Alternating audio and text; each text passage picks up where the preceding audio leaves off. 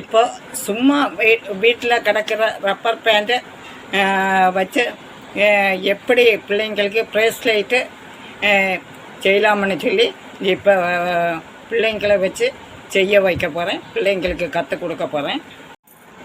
இப்போ லூம் இந்த ப்ரேஸ்லைட் வந்து இவ்வளோ பெருசாக பண்ணியாச்சு. இப்போ இது எப்படி லாக் பண்ணி முடிக்கிறதுன்னு சொல்லி இந்த இது வச்சு தான் இந்த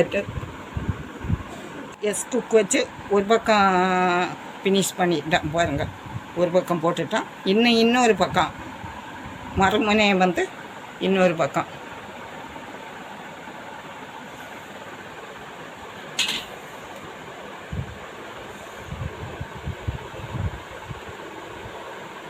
இப்போ ப்ரேஸ்லைட் ரெடி பாருங்கள். உங்களுக்கு பிடிச்சிருந்தால் லைக் பண்ணுங்கள், ஷேர் பண்ணுங்கள், கமெண்ட் பண்ணுங்கள், சப்ஸ்கிரைபர் பட்டனை அழுத்துங்க ப்ளீஸ்.